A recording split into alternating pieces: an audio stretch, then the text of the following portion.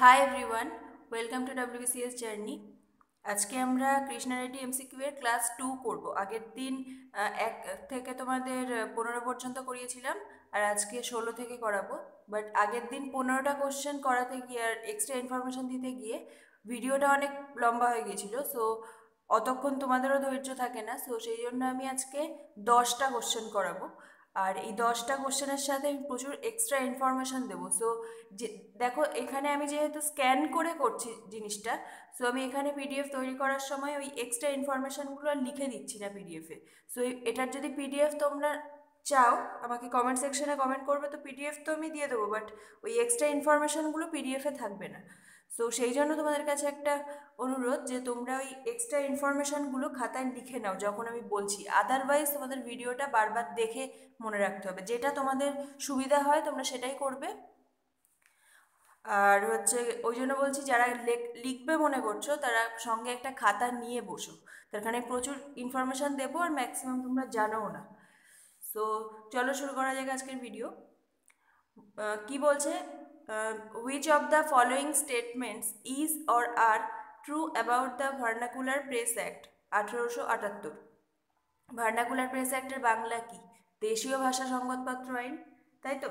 তো এটা 1878 সালে হয়েছিল, কোশ্চেন থেকে জানা গেল। তো এবার বলছে যে এর মধ্যে চারটে অপশনের মধ্যে কোনটা কোনটা ট্রু, কোনটা কোনটা ট্রু। এবার আমরা কি জানি এখানে, এক মিনিট। হ্যাঁ, এবার আমরা কি জানি এখানে, যে ভার্নাকুলার প্রেস অ্যাক্ট, যে এটা হয়ে যাচ্ছে তোমাদের কে করেছিল এই একটা পাশ করেছিল, কে? দেশীয় ভাষা সংবাদপত্র আইন পাশ করেছিল কে? লর্ড লিটন। আচ্ছা, আমি এখানে লিখছি না, আর লিখতে গেলে অনেক বেশি টাইম ওয়েস্ট হবে। সো তোমরা মনে রেখো, আদারওয়াইজ লিখে নাও। So vernacular press act Lord Lytton পাশ করেছিল 1878 সালে।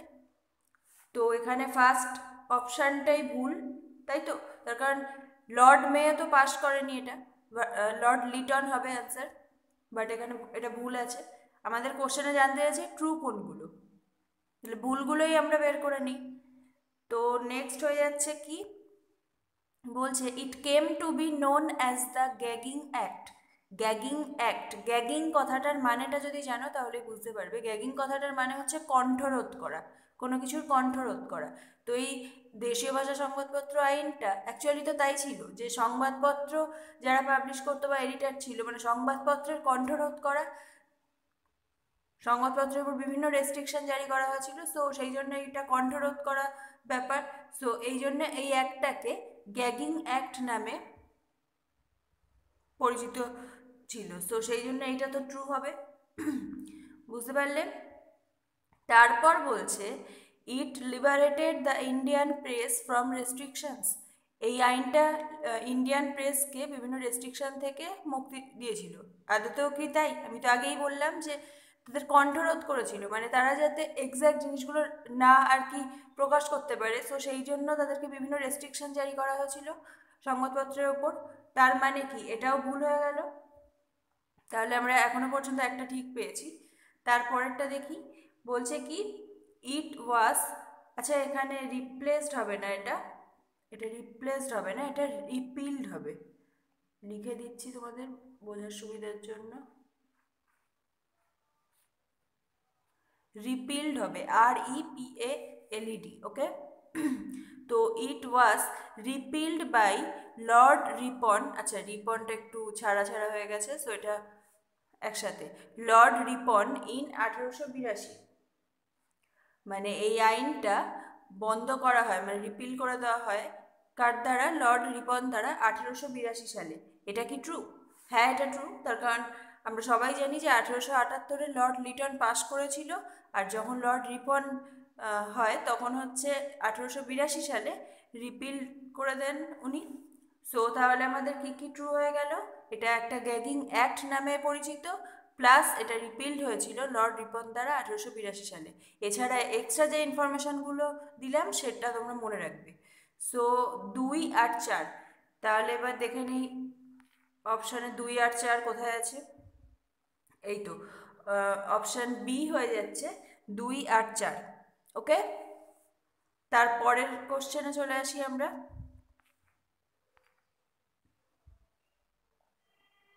Which of the following statements about the regime of Lord Lytton is or are incorrect? Lord Liton সম্পর্কে এর মধ্যে কোনটা ইনকারেক্ট, ভুল? তাহলে ঠিক কোনগুলো সেটা আগে জেনে নেই আমরা, তাহলে ভুলগুলো বলতে পারবো।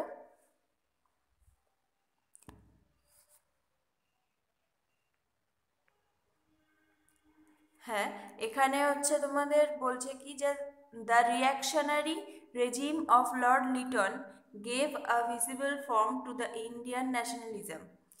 এই যে লর্ড লিটন বিভিন্ন যে ইয়েগুলো করেছিল, এই যেরকম তোমাদের ধরো আর্মস অ্যাক্ট, তারপরে হচ্ছে ভার্নাকুলার প্রেস অ্যাক্ট, এগুলো স্বাভাবিকভাবেই ইন্ডিয়ানদের এগেনস্টের বিভিন্ন আর কি অ্যাক্ট, এগুলো ইন্ডিয়ান নীতির এগেনস্ট। সো সেই জন্য হচ্ছে এই অ্যাক্টগুলো যে লর্ড লিটন বের করেছিল, সো এর ফলে একটা তৎক্ষণাৎই একটা প্রতিক্রিয়ার সৃষ্টি হয়েছিল ইন্ডিয়ানদের মধ্যে। তো এটাই হচ্ছে একদম মানে প্রকাশ্যে যে উনি এই অ্যাক্টগুলো বের করলো, তো প্রকাশ্যেই ইন্ডিয়ানদের মধ্যে একটা জাতীয়তাবাদের সৃষ্টি হয়, মানে ন্যাশনাল মেন্টালিটি তাদের মধ্যে ক্রিয়েট হয়। সো সেই জন্য বলছে যে এই অ্যাক্টটার মানে লর্ড লিটনের যে নীতিগুলো নিয়েছিলেন সেটার মাধ্যমে একটা ভিজিবল ফর্ম আর কি হয়েছিল ইন্ডিয়ান ন্যাশনালিজমের। এটা কি ট্রু? হ্যাঁ, এটা ট্রু, এটা তো ট্রু। নেক্সট বলছে কি the second Afghan war during his period improved the economic position of India. মানে এই একটা বলে রাখি যে এই ভার্নাকুলার প্রেস অ্যাক্ট যখন করা হয় ওই টাইমটাতে কিন্তু সেকেন্ড আফগান ওয়ার হচ্ছিল। সো সেই জন্য হচ্ছে কি ওই মানে তার সময়ে এই যে সেকেন্ড আফগান ওয়ার হয়েছিল লর্ড লিটনের টাইমে, তো এই সময় হচ্ছে ভারতের অর্থনৈতিক অবস্থান কি ইমপ্রুভ হয় তার ফলে? অবভিয়াসলি না। তার কারণ একটা যে কোনো যুদ্ধে কখনো মানে কোনো দেশের অর্থনৈতিক অবস্থা নিশ্চয়ই উন্নতি হতে পারে না। সো স্বাভাবিকভাবে এটা ভুল হয়ে যাবে। আমাদের কি চেয়েছিল জানতে? ইনকারেক্ট, একটা ইনকারেক্ট পেয়ে গেলাম। তারপরে কি বলছে? হি arranged the Delhi Durbar to declare Queen Victoria as the empress of India. সে দিল্লি দরবার অ্যারেঞ্জ করেছিল কিসের জন্য? কুইন ভিক্টোরিয়াকে ইন্ডিয়ার এমপ্রেস ডিক্লেয়ার করার জন্য। হ্যাঁ, এটা ট্রু। এবং এটা কত সালে হয়েছিল? এটা হয়েছিল গিয়ে তোমাদের 1876 সালে, মানে যে সালে লর্ড লিটন এখানকার হয়েছিলেন। তো সেই জন্য এটা 1876 হবে। তো এটা তো ট্রু হয়ে গেল। নেক্সট বলছে কি হিট, এক মিনিট দ্বারা এটা কেটে দিই। হ্যাঁ, his arms act permitted Indian to keep arms. তার যে আর্মস অ্যাক্টটা ছিল, আর্মস অ্যাক্টটা কত সালের? আর্মস অ্যাক্টটাও 1878 সাল। তো এই সালে মানে এই অ্যাক্ট আর কি ইন্ডিয়ানদেরকে কি এই পারমিশন দিয়েছিল যে তারা যাতে নর্মালভাবে আর্মস রাখতে পারে। আর্মস মানে হাতে যন্ত্র, কি বলে তোমাদের যুদ্ধের যন্ত্র, যেরকম রিভলভার হোক, এনিথিং লাইক দ্যাট। সো এগুলো কি তারা রাখতে পারবে? অবভিয়াসলি না। তাহলে আর ইন্ডিয়ানদের মধ্যে মানে রাগ, অসন্তোষ এগুলো সৃষ্টি কেনই হতো তাহলে? সো এটাও হয়ে গেল ভুল। তাহলে কি কি হবে আমাদের? 2 আর 3 তো ভুল দেখলাম, সরি 2 আর 4। তো অপশানে কোথায় 2 আর 4 আছে দেখি? অপশানে হচ্ছে 1 নাম্বারে 2 আর 4, এইটা হয়ে যাবে ট্রু, তাই তো? এতটা বুঝতে কোনো প্রবলেম নেই। কারো যদি বুঝতে কোনো কিছু প্রবলেম থাকে বা কোনো কিছু জিজ্ঞাসা থাকে সেটা অবভিয়াসলি কমেন্ট সেকশনে কমেন্ট করবে। তো নেক্সট কি বলছে? Which of the following statements about the Ilbert bill is or are not true. Ilbert বিল সম্পর্কে এর মধ্যে কোনটা ট্রু নয়? তাহলে কোনগুলো ট্রু আমরা আগে সেটা দেখি। দ্য কন্ট্রোভার্সি, মানে Ilbert bill controversy around the Ilbert bill helped Indian nationalism to take up an organised form. To take up an organise form মানে কি বলতে চাইছে? ইলবার্ট বিল কন্ট্রোভার্সি এটা হচ্ছে ভারতীয় ন্যাশনালিজমকে হচ্ছে একটা অর্গানাইজড ফর্ম, মানে যেরকম এই ধরো সাপোজ ইন্ডিয়ান ন্যাশনাল কংগ্রেস, তারপর তার আগে যে বিভিন্ন ইনস্টিটিউশনগুলো তৈরি হয়েছিল, অর্গানাইজেশন তৈরি হয়েছিল, তো সেইগুলোর কথা বলছে যে ইলবার্ট বিল কন্ট্রোভার্সি কি ইন্ডিয়ান ন্যাশনালিজমকে হেল্প করেছিল যাতে তারা মানে একটা অর্গানাইজড ফর্ম ক্রিয়েট করে। এটা কি ট্রু? হ্যাঁ, এটা ট্রু তো হবে, তার কারণ ইলবার্ট বিলের যে কন্ট্রোভার্সি হয়েছিল স্বাভাবিকভাবেই সেটার থেকে একটা ইয়ে হয়। তোমরা ইলবার্ট বিল কন্ট্রোভার্সি সম্পর্কে আশা করি জানো, আর না জানলে আমি বলছি একটু পরে। তো এটা হয়ে যাচ্ছে ট্রু। তারপর বলছে কি, according to the original bill Indian জাজ কুড ট্রাই ইউরোপিয়ানস অলসো। কথাটার মানে কি হচ্ছে, যে অরিজিনাল যে ইলবার্ট বিলটা ছিল, যেটা লর্ড রিপনের টাইমে বেরিয়েছিল, সো এই অরিজিনাল ইলবার্ট বিল অনুযায়ী ভারতীয় জাজরাও ইউরোপিয়ানদেরকে বিচার করতে পারবে কোর্টে।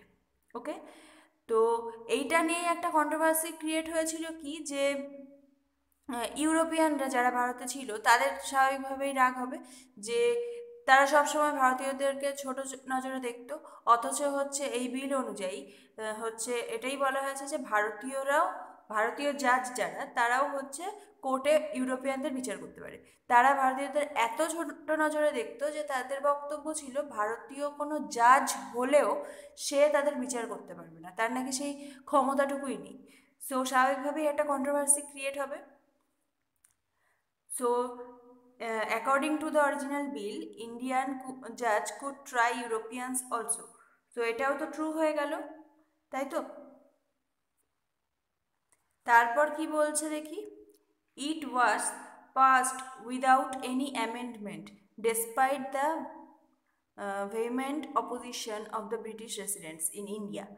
যেটা বললাম যে এবার দেখো, যখন লর্ড রিপন এটা আর কি পাশ করতে যাবে, এবার তারই গোষ্ঠীর লোক, মানে আমি জাস্ট বলতে চাইছি ইউরোপিয়ানদের কথা, এই ব্রিটিশদের কথা, যারা হচ্ছে ভারতে তখন ছিল, তো তারা তার নিজেরই ইয়ে, এবার তারা ওইভাবে যদি প্রতিবাদ করে, একটা কন্ট্রোভার্সি ক্রিয়েট করে, তো স্বাভাবিকভাবেই তখন ওনাকে কিছু অ্যামেন্ডমেন্ট করতে হবে, না হলে পাস করতে পারবে কি?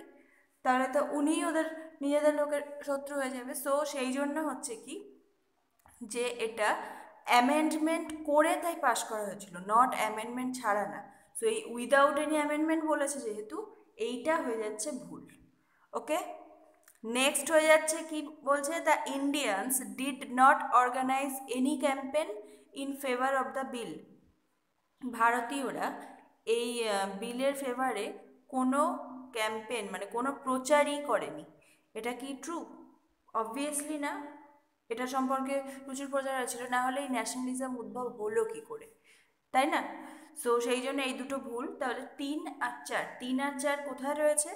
3 আর 4 হচ্ছে গিয়ে তোমাদের সি, অপশান সিতে হয়ে যাচ্ছে কি 3 আর 4, এইটা হয়ে যাচ্ছে এর অ্যান্সার। এগুলো ট্রু না, আর বাকি 1 আর 2 হচ্ছে ট্রু ছিল ওখানে। বুঝতে পেরেছো এতটা? নেক্সট হচ্ছে কি, নেক্সট দেখি, which is the correct chronological sequence of the following associations। এবার এগুলোর মধ্যে বলতে চাইছে যে কোনটা আগে হয়েছে কোনটা পরে হয়েছে। সো এটা বলতে গেলে আমাদের প্রত্যেকটা সাল জেনে রাখা দরকার, তাই তো? তো প্রত্যেকটা সাল জেনে রাখতে গেলে আমি বলে যাচ্ছি এক এক করে, তোমরা নোট করে নাও, তার কারণ আমি এখানে এর যে পিডিএফ তাতে এটা থাকবে না, আর পিডিএফ লাগলে তোমরা আমাকে কমেন্ট সেকশানে কমেন্ট করে জানিও, আদারওয়াইজ আমি এইগুলোর পিডিএফ দিচ্ছি না। আর পিডিএফ, বাকি ভিডিওরও পিডিএফের জন্য তোমরা আমাদের টেলিগ্রাম চ্যানেলে জয়েন করে যাও, ওখানে গিয়ে সার্চ করবে WBCS জার্নি। আদারওয়াইজ এই ভিডিও ডেসক্রিপশান বক্সেও আমি লিঙ্ক দিয়ে দেবো, ওখান থেকে ক্লিক করেও জয়েন করতে পারো। ওখানে আমরা রেগুলার কুইজ নেই, সো ওই কুইজগুলোও তোমরা দিতে পারবে, সো তোমাদেরই হেল্প হবে। তো নেক্সট এই পুনা সার্বজনিক সভা, এইটা কত সালে হয়েছিল? এটা 1870 পুনা, 1 মিনিট, এটা আসলে আমার এখানে লিখতে একটু প্রবলেম হয় এতে। তো এটা হয়ে যাচ্ছে 1870 সালে, ইন্ডিয়ান অ্যাসোসিয়েশন অফ ক্যালকাটা। আচ্ছা, তোমাদের আরেকটা জিনিস জানিয়ে রাখি, যে পুনা সার্বজনিক সভা এটা 1870 সালে, আর এর ফাউন্ডার কে ছিল বলো তো? এর ফাউন্ডার ছিল মহাদেব গোবিন্দ রানাডে, আর GV যোশী মনে রাখবে আরেকটা, আর একটা হচ্ছে SH চিপলঙ্কর। তো কে কে হচ্ছে ফাউন্ডার? মহাদেব গোবিন্দ রানাডে, GV যোশী আর SH চিপলঙ্কর। এই তিনজন হচ্ছে ফাউন্ডার। স্পেশালি ফার্স্টের দুটো তো মনেই রাখবে, মহাদেব MG রানাডে আর হচ্ছে GV যোশী। ওকে, এটা হচ্ছে 1870। নেক্সট চলে এসো তোমরা যে Indian association of Calcutta. Indian association of Calcutta এটা কত সালে হয়েছিল?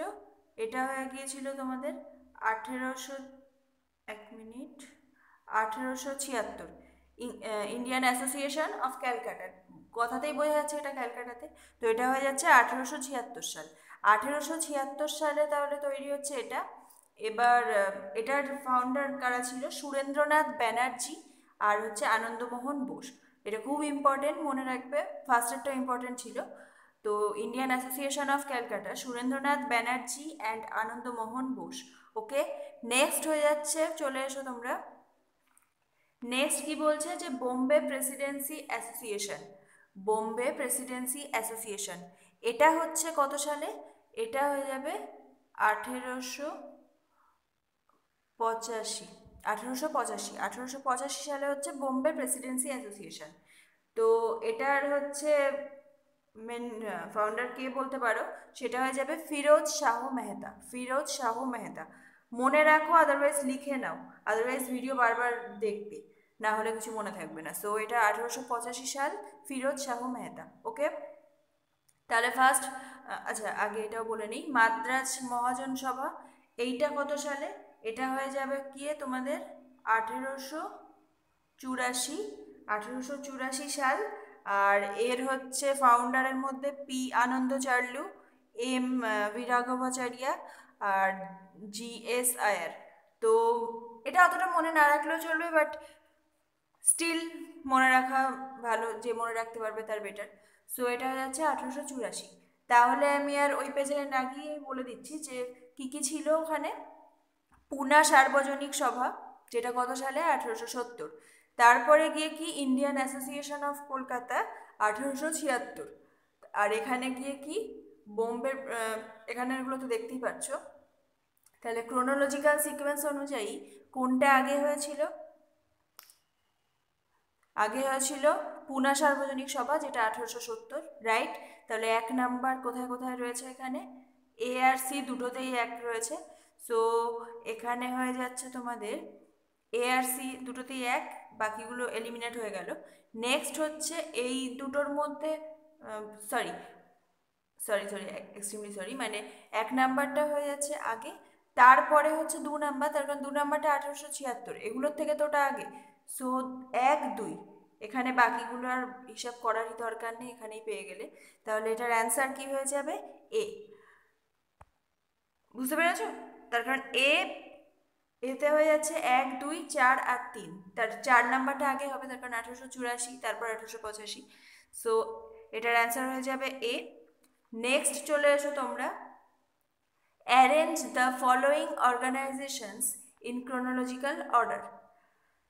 তো এখানে হয়ে যাবে কি যে এটাও সেম ব্যাপার, East India Association in Kolkata, East India Association in London.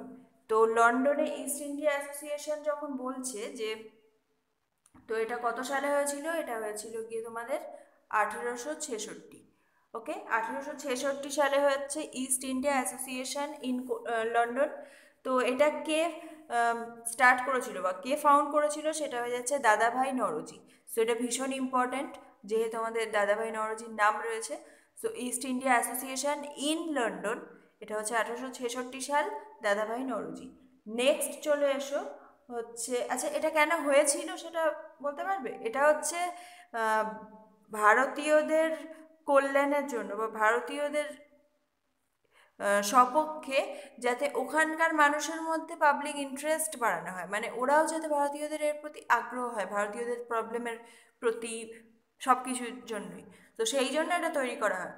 Next হয়ে যাচ্ছে কি land holders society at Calcutta. Land holders society at Calcutta, এটা হয়ে যাবে 1800, আচ্ছা আমার লিখতে ভীষণ প্রবলেম হচ্ছে স্ক্রিনে। সো এটা হয়ে যাচ্ছে 1838। 1 মিনিট দ্বারা আমি কেটেই করে দিচ্ছি। এটা হয়ে যাবে 1838। ওকে, 1838। আর এটার ফাউন্ডার কে? দ্বারকানাথ টেগর। আর এটা হয়েছিল কোথায়? ক্যালকাটা টাউন হলে ফার্স্ট টাইম। সো এটার ফাউন্ডার দ্বারকানাথ টেগর, লিখে নাও আর না হলে মনে রাখবে, আর না হলে ভিডিওটা বারবার দেখো, কিন্তু না হলে কিন্তু কিচ্ছু খেয়াল থাকবে না, এত ইনফরমেশন দিচ্ছি। নেক্সট হয়ে যাবে কি মাদ্রাস নেটিভ অ্যাসোসিয়েশন। এটা কত সালে হয়েছিল? এটা হয়েছিল গিয়ে তোমার 1849। মাদ্রাস নেটিভ অ্যাসোসিয়েশন 1849 সালে এটা হয়েছিল। আর এর ফাউন্ডার ছিল, অতটা ইম্পর্ট্যান্ট না বাট জেনে রাখো, গাজুলু লক্ষ্মীনারাসু চেট্টি। তো এর ফাউন্ডার ছিল ইনি। নেক্সট চলে এসো হচ্ছে কি বলছে বেঙ্গল ব্রিটিশ ইন্ডিয়া সোসাইটি। এইটা কত সালে হয়েছিল বেঙ্গল ব্রিটিশ ইন্ডিয়া সোসাইটি? তো বেঙ্গল ব্রিটিশ ইন্ডিয়া সোসাইটি হয়েছিল তোমাদের 1843। এক মিনিট, এটা হয়ে যাচ্ছে 1843 সালে হয়েছিল ক্যালকাটায়। আর এর ফাউন্ডার কারা ছিল? দ্বারকানাথ টেগর আর জর্জ থমসন। স্পেশালি জর্জ থমসনের নামটা বলা হয়, বাট দুজনেই ছিল। সো নেক্সট হয়ে যাচ্ছে কি ব্রিটিশ ইন্ডিয়ান অ্যাসোসিয়েশন। এটা হয়ে যাচ্ছে 1851। আর হয়ে যাচ্ছে এটাও ক্যালকাটায়। এটা রাজা রাধাকান্ত দেব এর হচ্ছে ফাউন্ডার আর প্রেসিডেন্ট। আর দেবেন্দ্রনাথ টেগর হচ্ছে সেক্রেটারি ব্রিটিশ ইন্ডিয়ান অ্যাসোসিয়েশন। তো তোমাদের এত কিছু মনে না রাখতে পারলে ওকে, বাট যেগুলো বেশি ইম্পর্টেন্ট বলে দিচ্ছি সেগুলো অবশ্যই মনে রেখো। সো হয়ে যাচ্ছে এখানে, সরি আমি এখানে আগের সালগুলো মুছেই দিয়েছি, সো আমি এখন আর একবার বলেই দিচ্ছি। ফার্স্টেরটা হচ্ছে 1866। সেকেন্ডেরটা হয়ে যাচ্ছে কত, ল্যান্ড হোল্ডার সোসাইটি। তো ল্যান্ড হোল্ডার্সটা হয়ে যাচ্ছে, আমি এদিকে লিখে দিচ্ছি, 1838। তারপরে মাদ্রাস নেটিভ অ্যাসোসিয়েশনটা কত, 1849। তাহলে এর মধ্যে কোনটা হয়ে যাচ্ছে তোমাদের আগে? এর মধ্যে 1838টা আগে, মানে ল্যান্ড হোল্ডার সোসাইটি, মানে 2 নাম্বার আগে হবে, তাই তো? তো 2 নাম্বার আগে আমাদের ফার্স্ট দেখে নিতে হবে 2। তারপরে হয়ে যাচ্ছে কি 43, 1843। 43 কততে ছিল বেঙ্গল ব্রিটিশ ইন্ডিয়া সোসাইটি, 2, 4, ঠিক আছে। তারপরে হয়ে যাচ্ছে 49। 49 হচ্ছে 3 নাম্বার, 2, 4, 3। দেখি এখানে অপশানে কি কি আছে, 2, 4, 3 কোথায় আছে? 2, 4, এক মিনিট, কিছু একটা গন্ডগোল হয়েছে মনে হচ্ছে। 2, 4, 3 না, সরি সরি সরি, আমি তোমাদের আরেকবার এটা দেখে বলে দিচ্ছি। এখানে ফার্স্টেরটা ছিল গিয়ে তোমার কত এতে, 2, 4 তো অবশ্যই, তারপরে 3, 5 নাম্বারেরটা কত ছিল British Indian association. British Indian association হয়ে যাচ্ছে গিয়ে 1851। আর হয়ে যাচ্ছে 2, 4,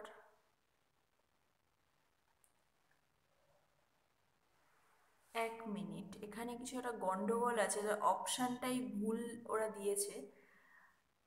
আমি অন্তত সার্চে যা পেয়েছি সেই অনুযায়ী কিন্তু এখানে হওয়া উচিত 2, 4, 3। তারপরে হচ্ছে গিয়ে তোমাদের 5, অপশানে কিন্তু ওদের সেটা নেই, 5। আর তারপরে হয়ে যাচ্ছে গিয়ে কি 1, 1, 2, 3, 4, 5, হ্যাঁ। তো এটাই হয়ে যাচ্ছে একটা কিন্তু বাট অপশানে ওদের সেটা নেই, বাট কিছু তো একটা মার্ক করে আসবে। সো সেক্ষেত্রে যেহেতু ফার্স্টে 2, 4 এই একটাতেই শুরু হয়েছে, সো তোমরা এটাই মার্ক করে এসো। আদারওয়াইজ দেখো আমি যেটা আর কি দেখেছি এখানে, 3 নাম্বারেরটা মাদ্রাস নেটিভ অ্যাসোসিয়েশন, আমি কিন্তু এটা যে সালটা তোমাদেরকে বললাম যে 1849, সেটাই দেখেছি। হ্যাঁ, কিছু কিছু মানে আলাদা জায়গায় আলাদা ছিল, ওরা হয়তো কোনো আলাদা ভ্যালু ধরে এটাকে করেছে। সো তোমরা এটা একবার সার্চ করে দেখে নিও তো, এটা অ্যাকচুয়ালি কিন্তু আমি যেটা বললাম ওটাই হওয়ার কথা। নেক্সট হয়ে যাচ্ছে কি যে এগুলোকে কারেক্ট ক্রোনোলজিক্যাল অর্ডারে করো। Repeal of the vernacular press act, এটা কত সালে হয়েছিল? আমি তো একটু আগেই বলেছি তোমাদের, repeal of the vernacular press act 1882 সালে লর্ড রিপন করেছিল, তো এটা হয়ে যাবে 1882। Appointment of the first famine commission. First famine commission কোনটা ছিল, প্রথম কথা এটা জানা দরকার। Richard Strachey commission, Richard Strachey commission. এটা হয়ে যাচ্ছে তোমাদের কার সময় হয়েছিল, লর্ড লিটনের সময় 1880। 1880। তোমরা কিন্তু এই মাদ্রাজ নেটিভ অ্যাসোসিয়েশনটা একবার সার্চ করে দেখো তো ওটার ব্যাপারটা কি। আমি কিন্তু যেটা জানি আমি সেই অনুযায়ী বললাম। তো নেক্সট হয়ে যাচ্ছে কি, রিচার্ড স্ট্রাকে কমিশন, এটা 1880 লর্ড লিটনের টাইমে। এটা হচ্ছে ফার্স্ট ফেমাইন কমিশন। কোশ্চেন এটা দিতে পারে, what is first famine commission, তো তাহলে কি বলবে, Richard Strachey commission. Richard Strachey commission, STRACHUY, এটা হচ্ছে স্ট্রাকের স্পেলিং। নেক্সট হয়ে যাচ্ছে কি, passing of the Ilbert bill. Ilbert bill pass হয়েছিল কত সালে, ইলবার্ট বিল পাস হয়েছিল কত সালে, ইলবার্ট বিল হচ্ছে কি তোমাদের কি বলে ওটাকে, ইলবার্ট বিল 1883 সালে সরি ইলবার্ট বিল হচ্ছে তোমাদের ফার্স্ট আর কি এসেছিল 1883-তে, বাট পাস হয়েছিল 1884-তে, তার কারণ কিছু অ্যামেন্ডমেন্ট করতে হয়েছিল। তো দুটো সালই মনে রাখবে ওই জন্য। তো নেক্সট হয়ে যাচ্ছে কি, এখানে বলছে passing of the first Indian factory act.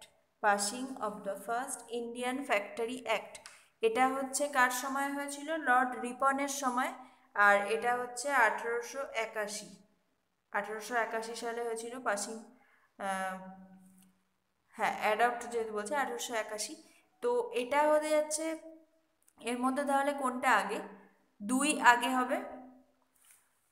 এটা কত নাম্বার কোশ্চেন তোমাদের, এক মিনিট দাঁড়াও বলে দিচ্ছি, এটা 21 নাম্বারে। তো দুই আগে হবে, তারপরে হবে গিয়ে তোমাদের 4 নাম্বার, এটা 1881 যেটা 4 নাম্বার, তারপরে 1882 যেটা 1 নাম্বার, আর তারপরে 3 নাম্বার। 2 4 1 3, ওকে। এখানে দেখি কোথায় আছে, 2 4 1 3, এইটা ঠিক আছে। নেক্সট হয়ে যাচ্ছে কি, আচ্ছা তোমাদের ভিডিও অনেক বড় হয়ে যাচ্ছে, সো নেক্সট কোশ্চেন থেকে আমরা পরের দিন করব। আমরা আজকে 10টাও শেষ করতে পারলাম না, বাট যেটুকু করেছি সেটাই, মানে তাতেই 10টা কেন 30খানা কোশ্চেন অলরেডি সলভ করা হয়েই গেছে। সো নেক্সট কোশ্চেন আমরা আবার পরের দিন করবো, নাহলে ভিডিও অনেক লম্বা হয়ে যাবে। সো যারা ভিডিওটা যদি ভালো লাগে প্লিজ লাইক করে দিও আর গ্রুপে শেয়ার করো, আর যারা চ্যানেলে নতুন আছো চ্যানেলটাকে সাবস্ক্রাইব করে নিও। So thank you for watching.